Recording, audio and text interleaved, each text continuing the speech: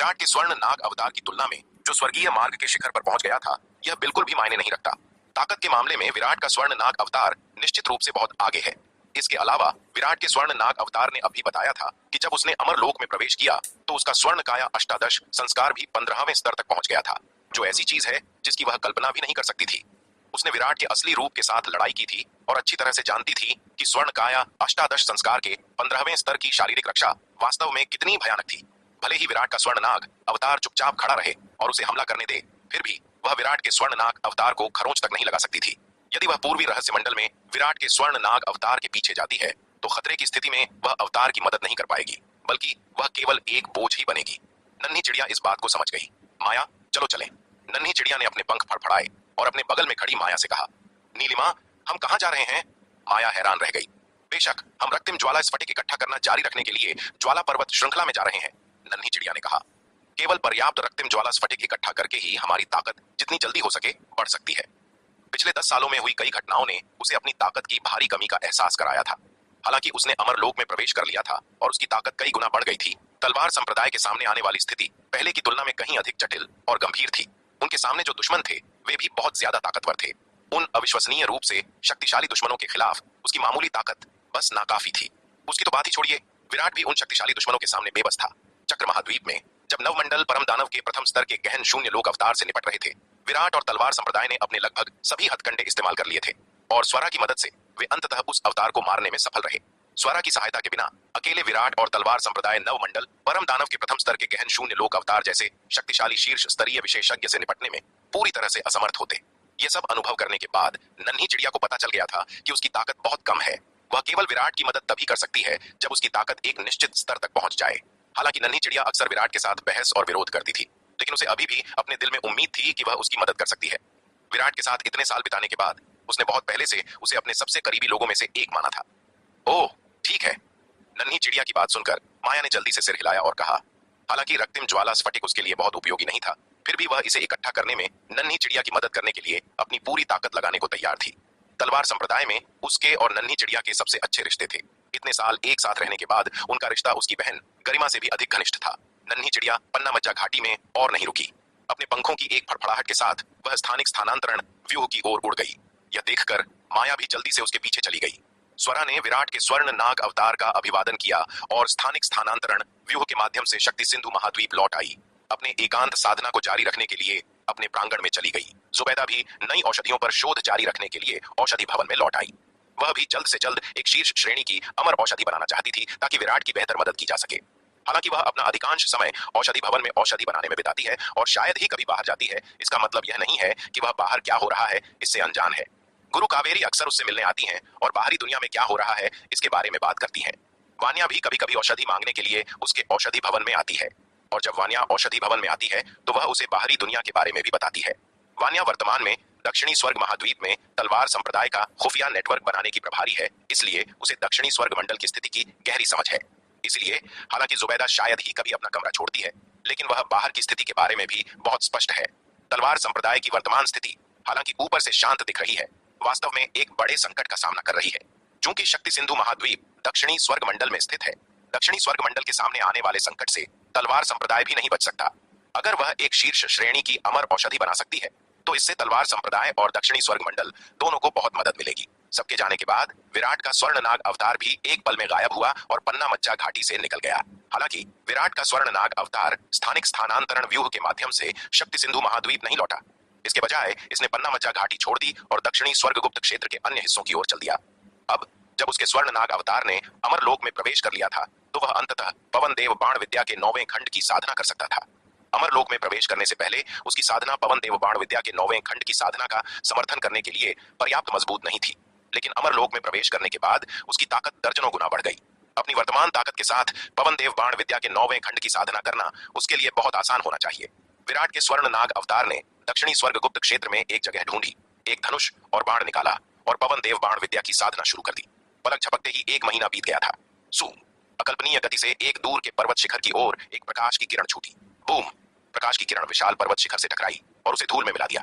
पूरा राजसी पर्वत शिखर ऐसा लग रहा था मानो हवा से ही मिटा दिया गया हो। यह देखकर विराट के स्वर्ण नाग अवतार की आंखों में खुशी की एक चमक दिखाई दी। वह आखिरकार पवन देव बाण विद्या के 9वें खंड में प्रवेश कर गया था। पवन देव बाण विद्या के 9वें खंड की शक्ति पहले से ही अमरलोक के साधारण 7वें स्तर के योद्धाओं को आसानी से नष्ट करने के लिए पर्याप्त थी। यदि वह कोई कमजोर अमरलोक का 8वें स्तर का योद्धा होता तो उसे एक ही तीर से मारा जा सकता था अगर वह सावधान न हो। और यदि इसे दिव्य अग्निस्वर्ण ताबीज के साथ जोड़ा जाए तो पवन देव बाण विद्या के 9वें खंड द्वारा निकलने वाली शक्ति और भी भयानक होगी। स्वर्ण काया अष्टादश संस्कार के 15वें स्तर में प्रवेश करने से स्वर्ण नाग अवतार की शारीरिक रक्षा एक अत्यंत भयानक स्तर पर पहुंच गई थी। एक भौतिक शरीर जो अर्धचरण गहन शून्य दिव्य अस्त्र के बराबर था, उसे गहन शून्य लोक के नीचे किसी भी शक्तिशाली व्यक्ति के ऊपर गर्व से खड़े होने की अनुमति देता था। हालांकि केवल मजबूत रक्षा होने से वह केवल गहन शून्य लोक के नीचे के योद्धाओं के खिलाफ ही अजेय हो गया। यदि उसे वास्तव में उन शीर्ष स्तरीय शक्तिशाली लोगों से मुकाबला करना होता तो केवल मजबूत रक्षा काफी नहीं होती। हालांकि पवन देव बाण विद्या के 9वें खंड की सफलता ने स्वर्ण नाग अवतार की हमले की शक्ति की कमी को पूरा कर दिया। पवन देव बाण विद्या के 9वें खंड की अपार शक्ति ने उसे 8वें स्तर के अमरलोक के विशेषज्ञ को भी डराने के लिए पर्याप्त ताकत दी। पवन देव बाण विद्या के 9वें खंड में प्रवेश करने के बाद विराट के स्वर्ण नाग अवतार ने अपना धनुष और बाण रख दिया। उसने अपना हाथ खोला, अपना लंबा जादुई खड्ग निकाला और लोकाकाश महाविकास तलवार कला का प्रदर्शन करना शुरू कर दिया। यदि पवन देव बाण विद्या उसकी सबसे शक्तिशाली लंबी दूरी की हमले की विधि थी तो लोकाकाश महाविकास तलवार कला उसकी सबसे अधिक उपयोग की जाने वाली करीबी मुकाबले की विधि थी। विराट के स्वर्ण नाग अवतार ने लोकाकाश महाविकास तलवार कला का एक एक करके अभ्यास किया। अमरलोक में प्रवेश करने के बाद उसकी ताकत बहुत बढ़ गई थी। अब वह जो लोकाकाश महाविकास तलवार कला का उपयोग कर रहा था वह उसके प्रवेश से पहले की तुलना में दर्जनों गुना अधिक शक्तिशाली थी। इस बार विराट के स्वर्ण नाग अवतार ने रुकने से पहले 7वें स्तर तक लोकाकाश महाविकास तलवार कला का अभ्यास किया। अपनी वर्तमान ताकत के साथ यह तलवारबाजी का वह स्तर था जिसका वह उपयोग कर सकता था। लोकाकाश महाविकास तलवार कला का अभ्यास करने के बाद विराट के स्वर्ण नाग अवतार ने अपनी तलवारबाजी बदल दी और अमर खड्ग विद्या में बदल गया। हालांकि लोकाकाश महाविकास तलवार कला उसके द्वारा साधना की गई उच्चतम स्तर की तलवार कला थी, अमर खड्ग विद्या संप्रदाय की सर्वोच्च तकनीक के रूप में अत्यंत शक्तिशाली भी थी। विराट को अमर खड्ग विद्या से अलग अलग ज्ञान प्राप्त हो सकता था, इसलिए लोकाकाश महाविकास तलवार कला की साधना पर ध्यान केंद्रित करते हुए विराट ने अन्य तलवार कलाओं को नहीं छोड़ा। अमर खड्ग विद्या का एक बार प्रदर्शन करने के बाद विराट के स्वर्ण नाग अवतार ने श्रवण वर्षा खड्ग विद्या का प्रदर्शन करना शुरू कर दिया। यद्यपि श्रवण वर्षा विद्यापीठ की श्रवण वर्षा खड्ग विद्या अमर खड्ग संप्रदाय की अमर खड्ग विद्या जितनी शुद्ध नहीं थी, फिर भी यह एक अत्यंत शक्तिशाली तलवार कला थी। विराट भी इस तकनीक से अलग अलग लाभ प्राप्त कर सकता था। श्रवण वर्षा खड्ग विद्या का एक बार प्रदर्शन करने के बाद विराट के स्वर्ण नाग अवतार ने नीलम पाषाण खड्ग विद्या का प्रदर्शन करना शुरू कर दिया, जिसे उसने शांतिलोक महाद्वीप पर नीलम पाषाण भवन से प्राप्त किया था। नीलम पाषाण खड्ग विद्या भी एक बहुत उच्च स्तरीय तलवार कला थी। इस तकनीक से विराट को अलग अलग ज्ञान भी मिल सकता था। विराट ने विभिन्न तलवार कलाओं के इस ज्ञान को अपनी अनूठी साधना खड्ग कला में शामिल कर लिया। अमर खड्ग विद्या और काष्ठ तत्व के अपने ज्ञान से विराट ने साधना खड्ग कला की हरित काष्ठ शैली का निर्माण किया। इस खड्ग विद्या में एक अटूट तलवार का संकल्प है जो सभी चीजों की निरंतर वृद्धि की तरह जीवन शक्ति से भरपूर है। श्रवण वर्षा खड्ग विद्या और जल तत्व के अपने ज्ञान से विराट ने साधना खड्ग कला की कोमल जल शैली का निर्माण किया। इस खड्ग विद्या में महासागर की असीम शक्ति और एक बहती नदी की कोमल बहती कृपा दोनों है। नीलम पाषाण खड्ग विद्या और पृथ्वी तत्व के अपने ज्ञान से विराट ने साधना खड्ग कला की सघन पृथ्वी शैली का निर्माण किया। यह खड्ग विद्या पृथ्वी के गहरे और ठोस सार को धारण करती है जो मुख्य रूप से रक्षा में बेहतरीन है। विराट द्वारा बनाई गई ये तलवार कलाएं उसी स्तर पर अमर खड्ग विद्या, श्रवण वर्षा खड्ग विद्या और नीलम पाषाण खड्ग विद्या से साफ तौर पर अधिक शक्तिशाली और उन्नत हैं। प्रत्येक तलवार कला की अलग अलग विशेषताएं और अलग अलग उपयोग हैं। हरित काष्ठ शैली, कोमल जल शैली और सघन पृथ्वी शैली विराट द्वारा पहले बनाई गई साधना खड्ग कलाओं की पवन छाया शैली, वज्र अग्नि शैली, शरदघात शैली और हत्यारा खड्ग शैली के साथ मिलकर एक कठोर और अत्यंत शक्तिशाली तलवार कला बनाती है। यह खड्ग विद्या विराट द्वारा सीखी गई सभी तलवार कलाओं की ताकतों को शामिल करते हुए उन सभी को पार कर जाती है। लोकाकाश महाविकास तलवार कला की तुलना में उसी स्तर पर उसकी साधना खड्ग कला अभी भी बेहतर है। इसके अलावा उसकी साधना खड्ग कला में लगातार सुधार और बदलाव किया जा सकता है, बजाय इसके कि यह पूरी तरह से एक ही रहे। उसके द्वारा सीखी गई सभी तलवार कलाओं को उसकी अनूठी साधना खड्ग कला में शामिल किया जा सकता है, जो इसके लिए पोषण बन जाती है, जिससे यह और भी मजबूत और पूर्ण हो जाती है। इन तलवार कलाओं का प्रदर्शन करने के बाद विराट के स्वर्ण नाग अवतार ने नवद्वार परम स्वर्ग तलवार व्यूह का भी अभ्यास किया। स्वर्ण नाग अवतार की वर्तमान ताकत के साथ नवद्वार परम स्वर्ग तलवार व्यूह के पहले स्तर को मुक्त करना लगभग आसान था। विराट पूर्वी रहस्य मंडल की अपनी आगामी यात्रा के बारे में लापरवाह होने की हिम्मत नहीं कर सकता था, इसलिए रवाना होने से पहले उसे पूरी तैयारी करने की आवश्यकता थी। यद्यपि स्वर्ण नाग अवतार केवल एक अवतार था और इसके खत्म होने का मतलब उसका वास्तविक अंत नहीं होगा, फिर भी यह उसके लिए अत्यंत महत्वपूर्ण था। स्वाभाविक रूप से विराट इसे सुरक्षित रखने के लिए अपनी शक्ति में सब कुछ करेगा। अपनी साधना की गई सभी विभिन्न तकनीकों का अभ्यास करने के बाद विराट का स्वर्ण नाग अवतार तुरंत पूर्वी रहस्य मंडल के लिए रवाना नहीं हुआ, बल्कि पूर्वी नक्षत्र महाद्वीप के पूर्वी सागर में चला गया। अब जब उसके स्वर्ण नाग अवतार ने अमरलोक में प्रवेश कर लिया था, तो उसके पास प्राचीन नाग महल के खंडहरों के छठे स्तर को पार करने के लिए पर्याप्त ताकत होनी चाहिए। प्राचीन नाग महल की छाया के अनुसार एक बार जब वह छठा स्तर पार कर लेता है तो वह प्राचीन नाग महल का सच्चा मालिक बन सकता है। एक बार जब वह उस प्राचीन नाग महल का सच्चा मालिक बन गया तो वह भीतर के सभी खजाने प्राप्त कर सकता था। प्राचीन नाग महल के खजाने की तिजोरी में खजानों की चकाचौंध के बारे में सोचने मात्र से विराट उत्साह से भर गया। प्राचीन नाग महल में वास्तव में खजानों का भारी संग्रह था। उदाहरण के लिए दिव्य अग्नि बैंगनी, स्वर्ण तुम्बी और परम रहस्य दिव्य अग्नि उस प्राचीन नाग महल से प्राप्त हुए थे। यदि वह पूरे प्राचीन नाग महल को प्राप्त कर सकता है तो कौन जानता है कि वह और कितने खजाने प्राप्त कर सकता है। दक्षिणी स्वर्ग मंडल वर्तमान में खतरे से भरा हुआ था। यदि वह प्राचीन नाग महल से कुछ शक्तिशाली खजाने प्राप्त कर सकता है तो यह भविष्य के संकटों से निपटने में उसका आत्मविश्वास बढ़ाएगा। विराट का स्वर्ण नाग अवतार दक्षिणी स्वर्ग गुप्त क्षेत्र से निकल गया और शक्ति सिंधु महाद्वीप के स्थानिक स्थानांतरण व्यूह के माध्यम से पूर्वी नक्षत्र महाद्वीप में आ गया। वास्तव में विराट के स्वर्ण नाग अवतार की वर्तमान ताकत के साथ भले ही उसने स्थानिक स्थानांतरण व्यूह का उपयोग न किया हो, बल्कि इसके बजाय पूर्वी नक्षत्र महाद्वीप तक पहुंचने के लिए ब्रह्मांड को पार किया हो, तो शायद कुछ दिनों से अधिक समय नहीं लगता। यदि यह उसका असली रूप होता तो यात्रा करने के लिए अंतरिक्ष को चीरते हुए शक्ति सिंधु महाद्वीप से पूर्वी नक्षत्र महाद्वीप तक पहुंचने में शायद एक दिन से भी कम समय लगता। पहले पूर्वी नक्षत्र महाद्वीप और शक्ति सिंधु महाद्वीप के बीच विशाल ब्रह्मांडीय दूरी जो उसके लिए नामुमकिन लगती थी, अब बस कुछ ही दूरी पर दिखाई देती थी। विराट का स्वर्ण नाग अवतार पूर्वी नक्षत्र महाद्वीप में आ गया, पूर्वी सागर के समुद्र तल में प्रवेश किया, नाग महल प्रतीक प्राप्त किया और उसमें अमर शक्ति का संचार किया, जिससे वह तुरंत सक्रिय हो गया। नाग महल प्रतीक के सक्रिय होने के साथ विराट के स्वर्ण नाग अवतार ने तुरंत खुद को एक शक्ति से घिरा हुआ महसूस किया। उसे केवल अपनी आंखों के सामने एक धुंधलापन महसूस हुआ और अगले ही पल उसका शरीर एक गलियारे में दिखाई दिया। विराट के स्वर्ण नाग अवतार ने अपने आसपास का जायजा लिया। उसने पाया कि यह वही जगह थी जहां उसने पहली बार इस प्राचीन नाग महल में प्रवेश किया था। विराट के स्वर्ण नाग अवतार के प्राचीन नाग महल में प्रवेश करने के बाद एक स्थानिक लहर उठी और जल्द ही एक नाग की छाया उसके सामने दिखाई दी। वरिष्ठ, बहुत समय हो गया। नाग की छाया को प्रकट होते देख विराट के स्वर्ण नाग अवतार ने सिर झुकाया और मुस्कुराते हुए उसका अभिवादन किया। लड़के, केवल 20 साल ही बीते हैं, तुम यहाँ फिर से क्या कर रहे हो? नाग की छाया ने उसकी ओर देखा और कहा, यह कनिष्ठ छठे स्तर को जीतने की कोशिश करने आया है। विराट के स्वर्ण नाग अवतार ने हंसते हुए कहा, छठे स्तर को जीतना है? अपनी ताकत के साथ? तुम्हें लगता है कि तुम कर सकते हो? तुमने वास्तव में अमर लोक में प्रवेश कर लिया है। विराट के स्वर्ण नाग अवतार की बातें सुनकर नाग की छाया शुरू में तिरस्कारपूर्ण लग रही थी, लेकिन जैसे ही वह बोला उसे अचानक एहसास हुआ कि विराट के स्वर्ण नाग अवतार की साधना की आभा वास्तव में एक सच्चे अमर लोक के साधक की थी। जब उसे इसका पता चला तो नाग की छाया के चेहरे पर पूरी तरह से सदमे का भाव दिखाई दिया। इस लड़के को 5वें स्तर को जीतने के लिए आखिरी बार आए हुए अभी 20 साल से थोड़ा ही अधिक समय हुआ है। 20 साल से भी अधिक समय पहले यह लड़का केवल 8वें विपत्ति लोक में था। अब केवल 20 वर्षों से थोड़ा अधिक समय में उसने वास्तव में अमर लोक तक पहुंचते हुए लगातार 2 लोकों को पार कर लिया है। साधना की ऐसी गति एकदम अविश्वसनीय है। हालांकि उसे पहले से पता था कि विराट की साधना की गति अत्यंत आश्चर्यजनक थी। उसने मूल रूप से सोचा था कि जैसे जैसे विराट का साधना स्तर सुधरेगा उसकी साधना की गति धीमी हो जाएगी और पहले जैसी राक्षसी नहीं रहेगी। आखिरकार साधना का स्तर जितना ऊंचा होगा, अगले स्तर तक पहुंचने में उतनी ही अधिक कठिनाई होगी। महाविपत्ति लोक में प्रत्येक लोक को पार करने की कठिनाई अमर लोक की तुलना में अतुलनीय है। लेकिन उसने जो उम्मीद नहीं की थी वह यह थी कि यद्यपि विराट के साधना स्तर में सुधार हुआ था, उसकी साधना की गति बिल्कुल भी धीमी नहीं हुई थी। इसके विपरीत यह हमेशा की तरह आश्चर्यजनक बनी रही। केवल 20 वर्षों से थोड़ा अधिक समय में 8वें विपत्ति लोक से अमर लोक में प्रवेश करना साधना की ऐसी गति के बारे में पहले कभी नहीं सुना गया था। यह केवल लगातार 2 लोगों को तोड़ने के बारे में नहीं था। इस दौरान इसने महाविपत्ति लोक से अमर लोक को पार कर लिया था। छोटे लोगों को तोड़ना अपेक्षाकृत आसान है, बड़े लोगों को तोड़ना कोई आसान काम नहीं है, विशेष रूप से महाविपत्ति लोक से अमर लोक तक का कदम। अनगिनत लोगों में अनगिनत योद्धा इस मोड़ पर फंसे हुए हैं जो अपना जीवन समाप्त होने पर भी इसे पार करने में असमर्थ हैं। लेकिन इस लड़के ने पानी पीने जितनी आसानी से अमर लोक में प्रवेश कर लिया। हालांकि उसकी मार्शल प्रतिभा को देखते हुए उसके लिए अमर लोक में प्रवेश करना मुश्किल नहीं होता, लेकिन जिस गति से उसने इसे हासिल किया वह बहुत ही आसान था। नाग की छाया को जो पता नहीं था वह यह था कि विराट के स्वर्ण नाग अवतार ने आज केवल अमर लोक में प्रवेश किया था क्योंकि वह अपने स्वयं के साधना स्तर को दबा रहा था। यदि उसने जानबूझकर अपनी साधना को नहीं दबाया होता तो शायद उसने बहुत पहले ही अमर लोक में प्रवेश कर लिया होता। हालांकि विराट ने कभी भी शुद्ध साधना की गति का पीछा नहीं किया क्योंकि शुद्ध लोगों में सफलताओं का उसके लिए बहुत कम अर्थ था। एक ठोस मार्शल आर्ट नीम के बिना केवल एक उच्च क्षेत्र का होना युद्ध शक्ति के मामले में बेकार था।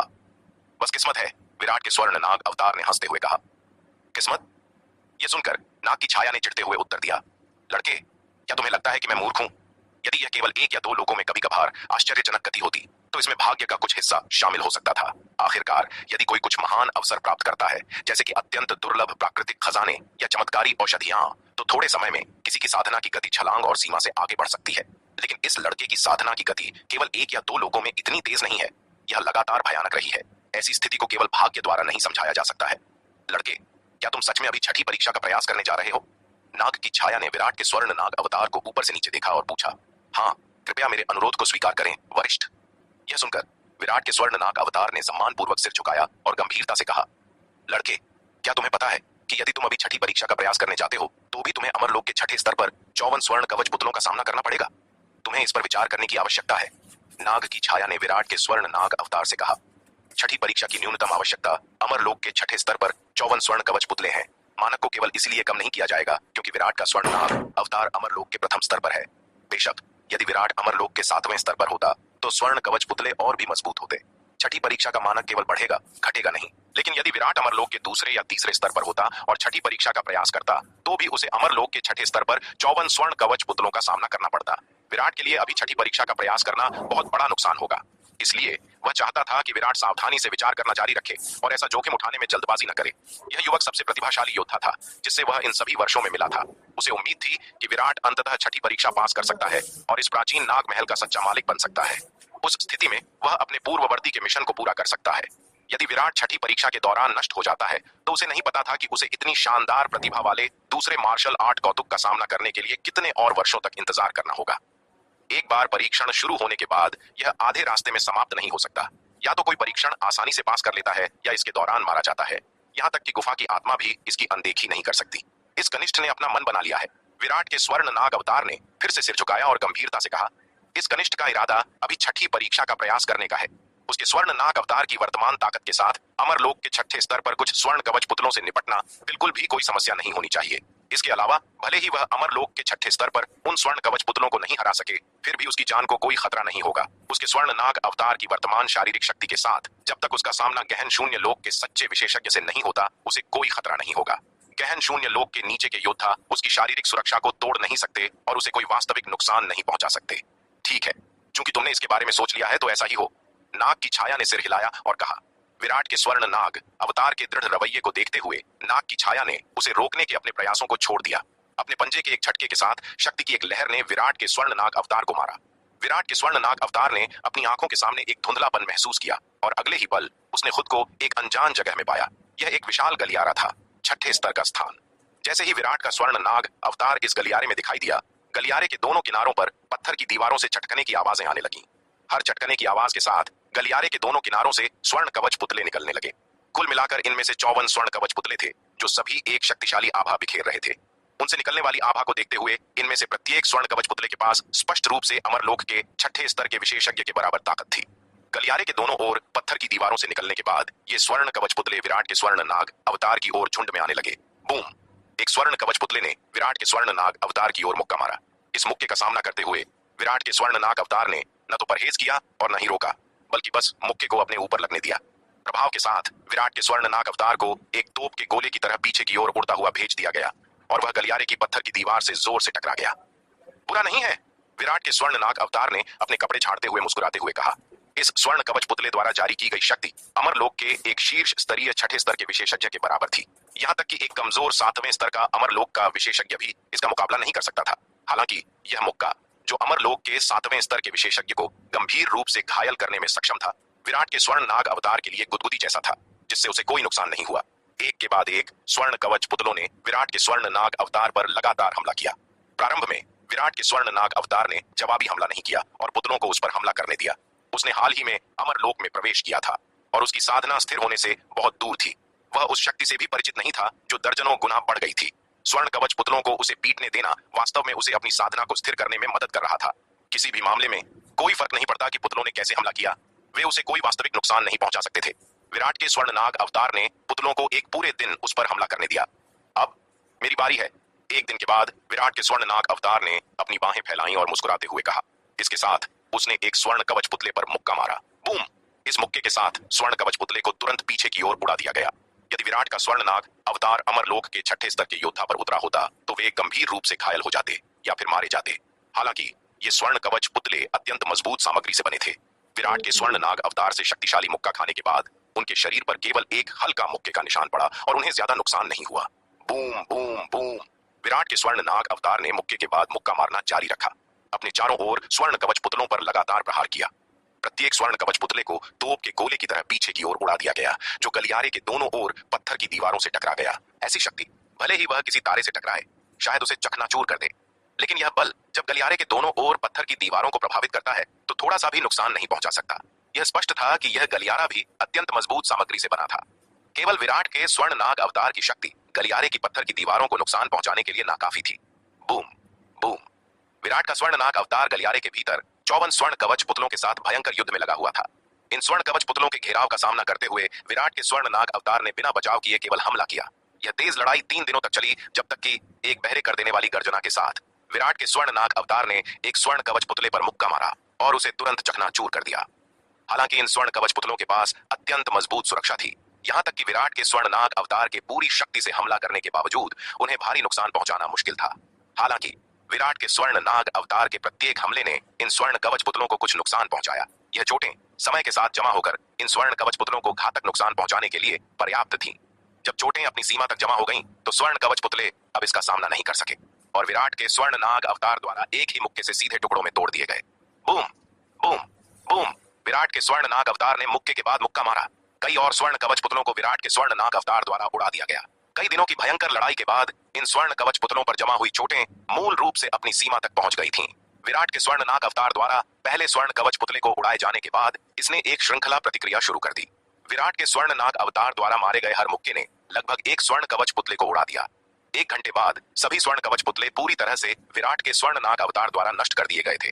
बुरा नहीं है, विराट के स्वर्ण नाग अवतार ने जमीन पर पड़े स्वर्ण कवच पुतलों के मलबे पर एक नजर डाली और मुस्कुराते हुए कहा, वास्तव में अगर वह वास्तव में इन स्वर्ण कवच पुतलों से निपटना चाहता तो वह आसानी से लोकाकाश महाविकास तलवार कला या अमर खड्ग विद्या का उपयोग करके उन्हें खत्म कर सकता था।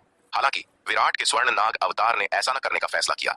दूसरों के लिए यह छठी परीक्षा एक अत्यंत कठिन परीक्षा लग सकती है, लेकिन विराट के स्वर्ण नाग अवतार के लिए यह छठी परीक्षा उसके साधना स्तर को निखारने का एक दुर्लभ अवसर था। उसके स्वर्ण नाग अवतार ने हाल ही में अमरलोक में प्रवेश किया था और उसका साधना स्तर अभी स्थिर नहीं था। इसके अलावा अमरलोक में प्रवेश करने से उसकी ताकत दर्जनों गुना बढ़ गई। वह शक्ति में इस उछाल से परिचित होने से बहुत दूर था। इस समय उसे अपने कौशल को निखारने और अपनी बढ़ी हुई शक्ति से जल्दी परिचित होने के लिए एक लड़ाई की सख्त जरूरत थी और यह छठी परीक्षा उसके कौशल को निखारने का सही अवसर था। इस महान युद्ध के बाद विराट का स्वर्ण नाग अवतार अपनी बढ़ी हुई शक्ति से कहीं अधिक परिचित था। इस महान युद्ध के बाद उसकी ताकत में भी काफी वृद्धि हुई थी। निस्संदेह यह परीक्षण विराट के स्वर्ण नाग अवतार के लिए बहुत फायदेमंद था। इन स्वर्ण कवच पुतलों से निपटने के बाद विराट का स्वर्ण नाग अवतार सीधे गलियारे के अंत तक चला गया। गलियारे के अंत तक पहुंचने पर पत्थर की दीवार पर दिव्य नाग के 9 रूप के 8वें रूप की विरासत खुदी हुई थी। विराट का स्वर्ण नाग अवतार पत्थर की दीवार के सामने पालथी मारकर बैठ गया और दिव्य नाग के 9 रूप के 8वें रूप की विरासत को प्राप्त करना शुरू कर दिया। दिव्य नाग के 9 रूप के 8वें रूप को भी 9 स्तरों में विभाजित किया गया है, जो अमरलोक के 7वें स्तर से अर्धचरण गहन शून्य लोक तक साधना पद्धति के बराबर है। विराट के स्वर्ण नाग अवतार द्वारा दिव्य नाग के 9 रूप के 8वें रूप की विरासत प्राप्त करने के बाद गलियारे में एक स्थानिक लहर उठी और नाग की छाया विराट के स्वर्ण नाग अवतार के सामने फिर से दिखाई दी। मालिक! नाग की छाया विराट के स्वर्ण नाग अवतार के पास आई और सम्मान पूर्वक सिर झुकाया।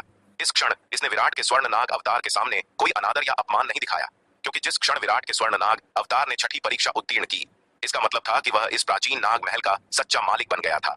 इस प्राचीन नाग महल की गुफा की आत्मा के रूप में यह स्वाभाविक रूप से अपने मालिक के प्रति कोई अनादर नहीं दिखाएगा। वरिष्ठ, आपको ऐसा नहीं करना चाहिए, ये मेरे लिए बहुत बड़ी बात है। ये देखकर विराट का स्वर्ण नाग अवतार जल्दी से खड़ा हो गया और नाग की छाया को सिर झुकाया। मालिक, चूंकि आपने छठी परीक्षा उत्तीर्ण कर ली है, अब से आप पिछले मालिक के सच्चे उत्तराधिकारी हैं और इस प्राचीन नाग महल के सच्चे मालिक हैं। ये केवल सही है कि यह बूढ़ा सेवक आपका सम्मान करता है। मालिक, कृपया इस बूढ़े सेवक को वरिष्ठ न बुलाएं। ये बूढ़ा सेवक ऐसा सम्मान सहन नहीं कर सकता। नाग की छाया ने अत्यंत सम्मान के साथ कहा। वरिष्ठ, इस कनिष्ठ के लिए आपकी मदद अपार है। यह कनिष्ठ कैसे अनादर करने की हिम्मत कर सकता है? आइए एक दूसरे के साथ वैसा ही व्यवहार करें जैसा हमने पहले किया है, विराट के स्वर्ण नाग अवतार ने जल्दी से कहा। हालांकि यह नाग की छाया पहले उसके साथ बहुत विनम्र नहीं थी, लेकिन इसका मार्गदर्शन वास्तविक था। विराट अभी भी इस नाग की छाया का बहुत आभारी था। उसने नाग की छाया के प्रति कोई अनादर नहीं दिखाया, क्योंकि उसने छठी परीक्षा उत्तीर्ण की थी और इस प्राचीन नाग महल का सच्चा मालिक बन गया था। मालिक, आप इस बूढ़े सेवक के मालिक हैं। यह बूढ़ा सेवक कैसे अपनी सीमा लांघने की हिम्मत कर सकता है? नाग की छाया ने सम्मान पूर्वक कहा। वरिष्ठ, चूंकि आप कहते हैं कि यह कनिष्ठ अब इस प्राचीन नाग महल का मालिक है, तो क्या आप सुनेंगे कि यह कनिष्ठ क्या कहता है? विराट के स्वर्ण नाग अवतार ने नाग की छाया को देखते हुए पूछा। यह बूढ़ा सेवक स्वाभाविक रूप से मालिक के शब्दों का पालन करेगा, नाग की छाया ने कहा। चूंकि ऐसा है तो आइए पहले की तरह ही मिलजुल कर रहें, विराट के स्वर्ण नाग अवतार ने मुस्कुराते हुए कहा। यह सुनकर नाग की छाया एक पल के लिए झिझकी। वरिष्ठ, इन औपचारिकताओं से क्यों परेशान हो? महत्वपूर्ण बात यह है कि मैं इस प्राचीन नाग महल को नियंत्रित कर सकता हूं, इतना ही काफी है। नाग की छाया की हिचकिचाहट को देखते हुए विराट के स्वर्ण नाग अवतार ने आगे कहा, ठीक है, चूंकि मालिक ने ऐसा आदेश दिया है तो यह बूढ़ा सेवक केवल पालन ही कर सकता है। नाग की छाया ने अंततः सम्मान पूर्वक सिर झुकाया। हालांकि यद्यपि इसने यह कहा, लेकिन यह अंततः विराट के स्वर्ण नाग अवतार के साथ पहले जैसी लापरवाही के साथ व्यवहार करने की हिम्मत नहीं कर सका। यह देखकर विराट के स्वर्ण नाग अवतार ने और जोर नहीं दिया। उसने नाग की छाया को वरिष्ठ कहा, जबकि नाग की छाया ने उसे मालिक कहा। हर एक ने एक दूसरे को अपनी मर्जी से संबोधित किया, बिना एक दूसरे के बीच हस्तक्षेप किए। वरिष्ठ, क्या दिव्य नाग के 9 रूप में 9 रूप नहीं होने चाहिए? यहाँ केवल 8वां रूप ही क्यों है? अंतिम रूप कहाँ है? विराट के स्वर्ण नाग अवतार ने नाग की छाया की ओर देखा और एक हैरान अभिव्यक्ति के साथ पूछा। इस छठे स्तर के गलियारे के अंत में पत्थर की दीवार पर केवल दिव्य नाग के 9 रूप के 8वें रूप को उकेरा गया था। दिव्य नाग के 9 रूप के 8वें रूप की विरासत को प्राप्त करने के बाद यह प्रश्न विराट के स्वर्ण नाग अवतार के मन में घूम रहा था। दिव्य नाग के 9 रूप का 9वां रूप यहाँ नहीं है, यह इस नाग महल के सबसे मुख्य विरासत स्थल में है। नाग की छाया ने कहा, सबसे मुख्य विरासत स्थल कहाँ है? विराट के स्वर्ण नाग अवतार ने उत्सुकता से पूछा। मालिक, कृपया मेरे पीछे आए, नाग की छाया ने कहा। ऐसा कहते हुए उसने अपने पंजे हिलाए और एक शक्ति विराट के स्वर्ण नाग अवतार पर जा गिरी। विराट के स्वर्ण नाग अवतार ने अपनी आंखों के सामने एक धुंधलापन महसूस किया और अगले ही पल वह एक अनजान जगह पर दिखाई दिया। यह जगह एक अतुलनीय रूप से शानदार महल था। मुख्य कक्ष के केंद्र में एक अधेड़ उम्र का आदमी बैठा था, जिसके सिर पर नाग के सींग थे। उसकी आंखें बंद थीं और वह जीवन से रहित था। स्पष्ट रूप से सींगों वाले इस व्यक्ति की मृत्यु अनगिनत वर्षों पहले हो गई थी। हालांकि इतने वर्षों के बाद भी वह एक शक्तिशाली आभा बिखेरता रहा। यहाँ तक कि एक कंकाल के रूप में भी उसके पास अपार शक्ति थी। वरिष्ठ, यह कौन है? विराट के स्वर्ण नाग अवतार ने सींग वाले व्यक्ति को देखा और नाग की छाया से एक हैरान अभिव्यक्ति के साथ पूछा। वे इस नाग महल के मालिक हैं। अब चूंकि आप इसके उत्तराधिकारी बन गए हैं, वे आपके गुरु हैं। नाग की छाया ने कहा, वे इस नाग महल के मालिक हैं? यह सुनकर विराट का स्वर्ण नाग अवतार तुरंत अचंभित रह गया। उसने सींग वाले आदमी को फिर से देखा और उसकी अभिव्यक्ति गंभीर हो गई। विराट के स्वर्ण नाग अवतार ने अपने कपड़े सीधे किए, अधेड़ उम्र के व्यक्ति के अवशेषों के सामने घुटने टेके और सम्मानपूर्वक 9 बार सिर झुकाया। चूंकि यह अधेड़ व्यक्ति इस नाग महल का मालिक था, इसलिए वह वास्तव में उसके स्वर्ण नाग अवतार का गुरु था। दिव्य नाग के 9 रूप जिसकी साधना उसके स्वर्ण नाग अवतार ने की थी, वह इसी अधेड़ व्यक्ति से उत्पन्न हुई थी। इसके अलावा उसके स्वर्ण नाग अवतार को इस प्राचीन नाग महल से मिले खजानों ने उसे और तलवार संप्रदाय को कई आपदाओं से उबरने में बहुत मदद की थी। इसलिए हर नजरिए से उसने नाग महल के मालिक के प्रति असीम कृतज्ञता महसूस की। जब विराट के स्वर्ण नाग अवतार ने झुकना समाप्त किया और अपना सिर उठाया, तो हॉल में अचानक एक स्थानिक लहर उठी और नाग के सींगों वाले एक अधेड़ उम्र के व्यक्ति की छाया दिखाई दी। यह छाया बिल्कुल उस अधेड़ व्यक्ति की तरह दिखती थी जो हॉल में पालथी मारकर बैठा था। शिष्य, तुम्हारे गुरु ने अंततः तुम्हारा इंतजार किया है। अधेड़ उम्र के व्यक्ति की छाया ने प्रकट होने के बाद विराट के स्वर्ण नाग अवतार पर एक नजर डाली और मुस्कुराते हुए कहा, शिष्य गुरु का अभिवादन करता है। अधेड़ उम्र के व्यक्ति की छाया के रूप को देखने पर विराट का स्वर्ण नाग अवतार शुरू में स्तब्ध था, लेकिन अपने होश में आने के बाद उसने जल्दी और सम्मानपूर्वक छाया को सिर झुकाया। जब उसने अधेड़ व्यक्ति के अवशेष देखे तो उसने शुरू में सोचा था कि व्यक्ति पहले ही नष्ट हो चुका है, लेकिन अब ऐसा लग रहा था कि अधेड़ व्यक्ति ने अन्य साधनों से अपना जीवन बढ़ा लिया था। विराट भी खुश था कि नाग महल का मालिक अभी भी जीवित है। हालांकि वह इस अधेड़ व्यक्ति से कभी नहीं मिला था, लेकिन उसने उसके द्वारा छोड़ी गई दिव्य नाग के 9 रूप विरासत की साधना की थी। इसके अलावा इस प्राचीन नाग महल से प्राप्त खजानों से उसे और तलवार संप्रदाय को बहुत मदद मिली थी। हालांकि वे पहले कभी नहीं मिले थे, विराट अभी भी नाग महल के मालिक का बहुत आभारी था। अब जब उसने देखा कि नाग महल का मालिक अभी भी जीवित है, तो वह स्वाभाविक रूप से बहुत खुश था। शिष्य, क्या तुम्हें लगता है कि तुम्हारे गुरु अभी भी जीवित हैं? नाग के सींगों वाले अधेड़ व्यक्ति ने विराट के स्वर्ण नाग अवतार पर एक नजर डाली, जो उसके विचारों को देख रहा था, और थोड़ा मुस्कुराया। क्या ऐसा नहीं है? विराट का स्वर्ण नाग अवतार हैरान रह गया और उसने हैरान होकर पूछा, तुम्हारे गुरु अनगिनत साल पहले ही नष्ट हो गए थे। अब तुम जो देख रहे हो वह विशेष साधनों के माध्यम से मेरी आत्मा का एक अंश मात्र है। अधेड़ उम्र के व्यक्ति ने धीरे से आह भरी। मैंने अपनी आत्मा का यह अंश इसलिए छोड़ा है ताकि भविष्य में किसी दिन मैं एक सच्चे शिष्य की प्रतीक्षा कर सकूं और उसे अपने मामले सौंप सकूं। एक बार जागृत होने पर मेरी आत्मा का यह अंश केवल कुछ समय के लिए अस्तित्व में रह सकता है, अधिक समय के लिए नहीं। मैंने तुम्हें चीजें समझा दी हैं, उसके बाद मेरी आत्मा का यह अंश जल्द ही खत्म हो जाएगा। गुरु, क्या आपको पुनर्जीवित करने का कोई और तरीका नहीं है? विराट के स्वर्ण नाग अवतार का दिल यह सुनकर कस गया और उसने जल्दी से पूछा, यह नामुमकिन है। अधेड़ उम्र के व्यक्ति ने अपना सिर हिलाया और आह भरी। मुझे जो चोटें आईं वे बहुत गंभीर थीं। नियमों से होने वाली क्षति सीधे मेरी आत्मा में प्रवेश कर गई। मेरी यह शेष आत्मा इतने वर्षों तक जीवित रहने का कारण यह है कि इसे गहरी नींद में सुलाने के लिए विशेष तरीकों का उपयोग किया गया था। यही कारण है कि यह बरकरार रहने में सक्षम है। एक बार जब यह जाग जाता है तो जारी रखना असंभव होगा। गुरु, आखिर आपको इस तरह किसने घायल किया? अधेड़ उम्र के व्यक्ति के शब्दों को सुनकर विराट का स्वर्ण नाग अवतार एक पल के लिए चुप हो गया। एक लंबी देर के बाद उसने अधेड़ व्यक्ति की छाया की ओर देखा और पूछा, रक्तजीवी वंश, अधेड़ उम्र के व्यक्ति ने कहा। मुझ पर रक्तजीवी वंश ने घात लगाकर हमला किया था, जिसके कारण मैं गंभीर रूप से घायल हो गया था। हालांकि मैंने अंततः मुझ पर हमला करने वाले कई रक्तजीवी वंश को मार डाला, लेकिन वे बहुत अधिक थे। इसके अलावा घेरने और हमला करने में भाग लेने वाले रक्तजीवी वंश में गहन शून्य लोक के चौथे स्तर पर एक विशेषज्ञ था। उस लड़ाई में हालांकि मैंने अंततः घेरा तोड़ दिया, मुझे जो चोटें आईं वे बहुत गंभीर थीं। जब मैं दक्षिणी स्वर्ग मंडल में इस महाद्वीप पर पहुंचा तो मैं अंततः और टिक नहीं सका और यहीं नष्ट हो गया। रक्तजीवी वंश, यह सुनकर विराट का स्वर्ण नाग अवतार अचंभित रह गया। उसने पूरी शंका के साथ पूछा, गुरु पर रक्तजीवी वंश ने घात लगाकर हमला कैसे किया? अफसोस, यह एक लंबी कहानी है। अधेड़ व्यक्ति ने यह सुनकर आह भरी। फिर उसने विराट के स्वर्ण नाग अवतार को अपने अनुभव बताए। अधेड़ उम्र के व्यक्ति का नाम अवनीश था और वह जल नाग वंश से आया था। नाग जाति में जल नाग वंश का रक्त वंश बहुत निम्न था। ऐसी पृष्ठभूमि न केवल उच्च श्रेणी के दिव्य नाग वंश से बहुत कम थी, बल्कि आम नागों से भी कम थी। हालांकि अपनी विनम्र उत्पत्ति के बावजूद अवनीश की मार्शल आर्ट प्रतिभा असाधारण थी। इस उत्कृष्ट प्रतिभा ने मेहनती प्रशिक्षण के साथ अवनीश को जल नाग वंश के भीतर जल्दी से खुद को अलग करने की अनुमति दी। अंततः अवनीश जल नाग वंश की युवा पीढ़ी में सबसे उत्कृष्ट मार्शल आर्ट कौतुक बन गया। अवनीश की आश्चर्यजनक प्रतिभा ने जल नाग वंश के उच्च अधिकारियों का ध्यान आकर्षित किया। उन्होंने उसमें भारी संसाधनों का निवेश किया, उसे पोषित करने में कोई कसर नहीं छोड़ी। इसके अलावा उन्होंने अंततः अवनीश को दिव्य नाग वंश के पास भेजने के लिए जबरदस्त प्रयास किया, इस उम्मीद में कि वह मार्शल आर्ट के मार्ग पर और आगे बढ़ सके। जल नाग वंश ने बहुत प्रयास किए और अवनीश पर बहुत उम्मीदें लगाई। उनके निम्न रक्त वंश के कारण नाग जाति में जल नाग वंश का स्थान बहुत कम था। उन सभी को उम्मीद थी कि अवनीश बड़ा हो सकता है और अंततः जल नाग वंश को नागों के बीच ऊंचा खड़े होने के लिए प्रेरित कर सकता है, जिसे अब नीची नजर से नहीं देखा जा सकता या परेशान नहीं किया जा सकता। जल नाग वंश के गुरुओं की उम्मीदों का सामना करते हुए अवनीश शुरू में उच्च उम्मीदों के साथ दिव्य नाग वंश के क्षेत्र के लिए निकल पड़ा। वह यह भी चाहता था कि दिव्य नाग वंश के बीच उसका प्रदर्शन नागों को जल नाग वंश को नए सम्मान के साथ देखने पर मजबूर करे। दुर्भाग्य से आदर्श सुंदर है, लेकिन वास्तविकता क्रूर है। जल नाग वंश की युवा पीढ़ी के सबसे उत्कृष्ट मार्शल आर्ट कौतुक के रूप में अवनीश को वंश के भीतर हजारों लोगों द्वारा सम्मानित किया गया और उसे अपार प्रतिष्ठा प्राप्त थी। हालांकि जब वह दिव्य नाग वंश के क्षेत्र में पहुंचा तो उसकी स्थिति काफी बदल गई। यहाँ उसके रक्त वंश के कारण उसका लगातार उपहास और तिरस्कार किया जाता था। न केवल दिव्य नाग वंश के मार्शल आर्ट कौतुक ने उसे नीची नजर से देखा, बल्कि अन्य नागों ने भी। इसके अलावा दिव्य नाग वंश के क्षेत्र में पहुंचने पर अवनीश ने पाया कि उसकी कभी गर्वित मार्शल आर्ट प्रतिभा यहाँ पूरी तरह से महत्वहीन थी। दिव्य नाग वंश का क्षेत्र मार्शल आर्ट के कौतुकों से भरा हुआ था। इन असाधारण रूप से प्रतिभाशाली व्यक्तियों की तुलना में उसकी प्रतिभा फीकी पड़ गई।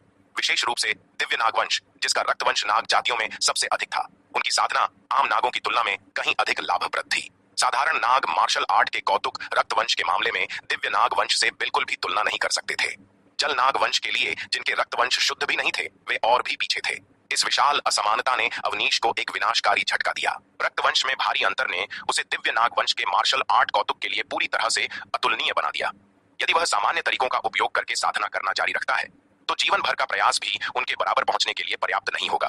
दिव्य नाग वंश के कारण कई साधना तकनीकों को केवल एक दिव्य नाग के शुद्ध रक्तवंश के साथ ही सिद्ध किया जा सकता है, जिससे आधे प्रयास के साथ दोगुने परिणाम मिलते हैं।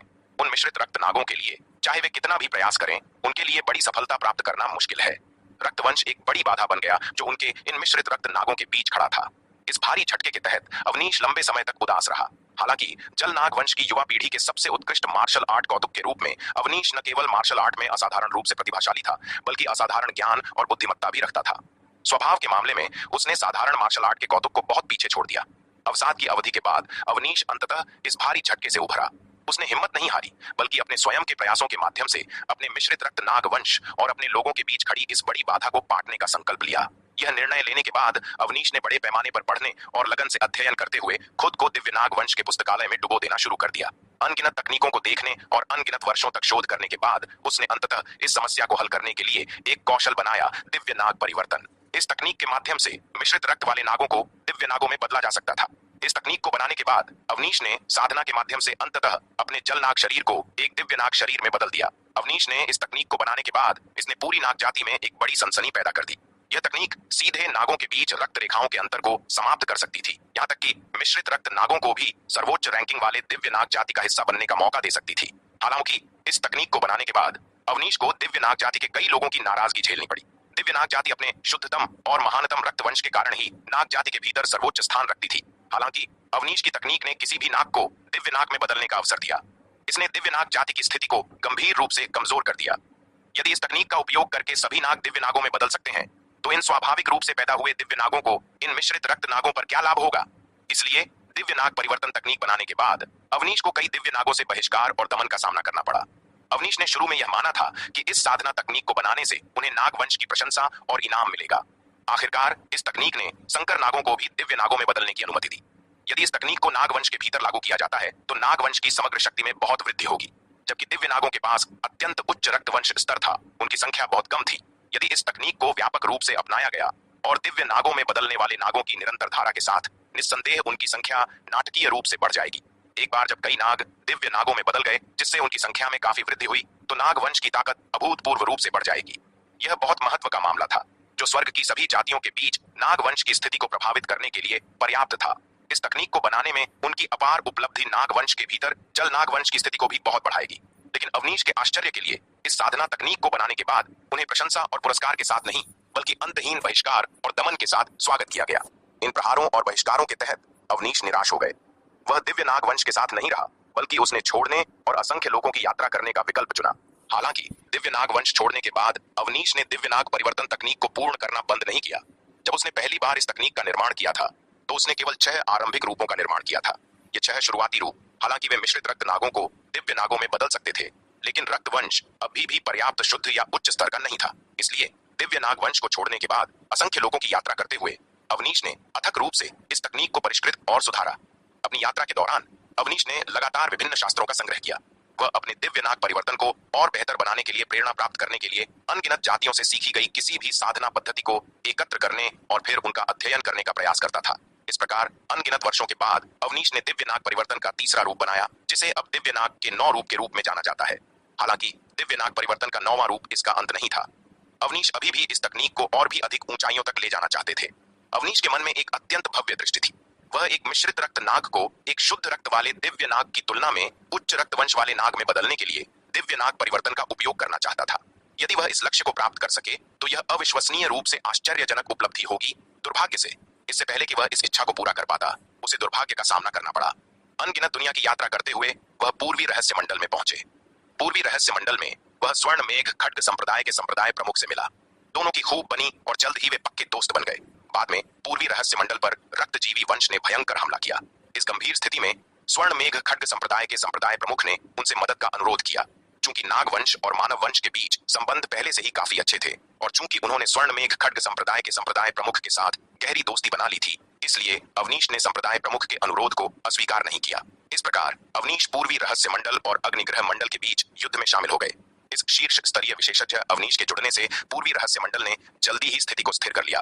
वास्तव में अवनीश की मदद से पूर्वी रहस्य मंडल ने अग्निग्रह मंडल के खिलाफ जवाबी हमला भी किया। हालांकि एक मिशन के दौरान अवनीश पर अचानक रक्तजीवी वंश द्वारा घात लगाकर हमला किया गया था। रक्तजीवी वंश ने उन पर घात लगाने के लिए बड़ी संख्या में विशेषज्ञों को तैनात किया। रक्तजीवी वंश के जाल से अनजान वह पूरी तरह से अप्रस्तुत पकड़ा गया था। हालांकि उसने अंततः कई रक्तजीवी वंश के विशेषज्ञों को मारने और घेरा तोड़ने के लिए अपनी भयानक शक्ति का उपयोग किया। वह उस लड़ाई में गंभीर रूप से घायल हो गया था और अंततः अपने अंत से नहीं बच सका। रक्तजीवी वंश के घेरे को तोड़ने के बाद वह पूर्वी रहस्य मंडल में वापस नहीं आया, बल्कि दक्षिणी स्वर्ग मंडल की ओर भाग गया। अवनीश को पता था कि पूर्वी रहस्य मंडल ने उसे धोखा दिया है। यदि पूर्वी रहस्य मंडल में किसी ने उसके ठिकाने को लीक नहीं किया होता, तो रक्तजीवी वंश उसके लिए घात लगाने में सक्षम नहीं होता। वह इतने अप्रस्तुत रूप से उनके जाल में नहीं फंसा होता। इसलिए घेरा तोड़ने के बाद अवनीश पूर्वी रहस्य मंडल में लौटने की हिम्मत नहीं कर रहा था। ऐसा न हो कि उस पर फिर से घात लगाकर हमला किया जाए। दुर्भाग्य से दक्षिणी स्वर्ग मंडल भाग जाने के बाद भी वह अंततः अपनी चोटों के आगे घुटने टेक दिया और नष्ट हो गया। यह जानते हुए कि वह अपने निधन से बच नहीं सकता था, अवनीश ने अपने पूरे जीवन में हासिल सभी ज्ञान को दर्ज कर लिया। अरे जरा ठहरिए, अगर आप इस कहानी को